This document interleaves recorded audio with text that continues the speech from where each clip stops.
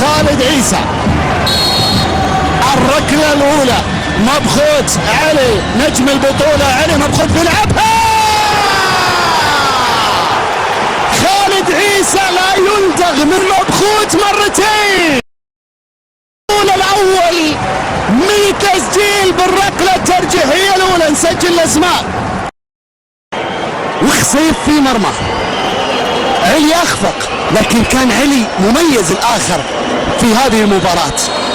سنتابع ونشاهد. دوغلاس تقدم في المرمى، مقابل لا شيء، بهدف مقابل لا شيء. حط دوغلاس بشكل ممتاز في مرمى علي خصيف. الآن فارس جمعة سيتقدم من الجانب الجزراني. فارس وخالد، فارس جمعة تقدم. يا سلام يا سلام، هدف الجزيرة من ركلتين. عموري الآن تعادل. عموري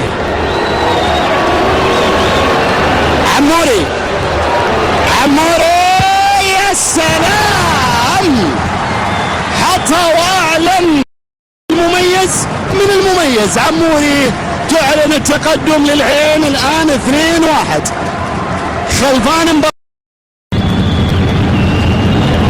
خلفان الركلة الجزراوية الثالثة. خلفان بيلعبها. السلام، الجزيرة لتصبح 2-2 مع ركلة ترجيحية زيادة. عسبرية وخصيف في المرمى. الركلة الثالثة، هل يواصلون التقدم أم تعود إلى نقطة التعادل؟ عسبرية في المرمى، الشاطئ تعادل. يا سلام يا سلام يا خصيف، لو جابوها الجزيرة. بارك الكوري هو اللي راح يتقدم الجزيرة. بارك، يا رائع، يا سلام يا سلام. انقلب الضغط كله اللي كان على الجزراوية. عيسى وعلي خصيف، راشد، يا سلام. تمدد تياغو نيفيز الآن على تنفيذ الركلة. شايف تياغو نيفيز، تياغو نيفيز، يا سلام. العين الجزيرة بطل لكأس رئيس الدولة.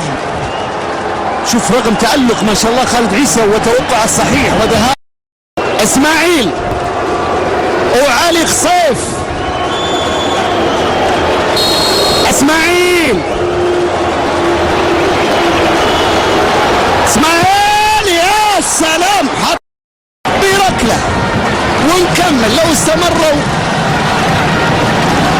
كورتين وخالد عيسى، عبد الله بيلعبها. السلام، حطها.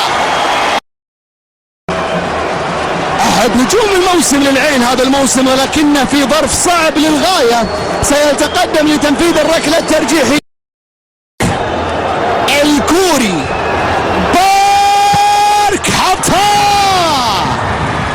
حطها بارك. والروح ركلتنا الليلة صباحي. الركلة السابعة سيتقدم محمد جمال من الجزيرة. يلعبها. السلام، حطها ومشت. مهند العنزي على تنفيذ الركلة السابعة.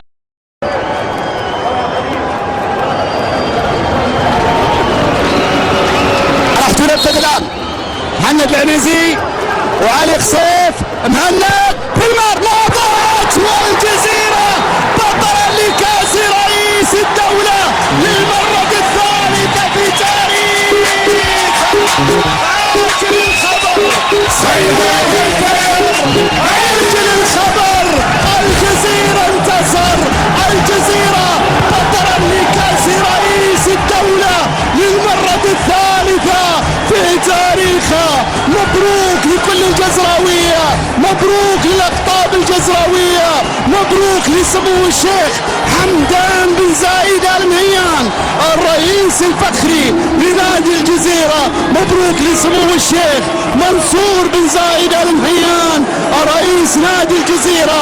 مبروك لسمو الشيخ حمدان بن محمد محمد بن حمدان بن زايد آل نهيان رئيس مجلس الإدارة.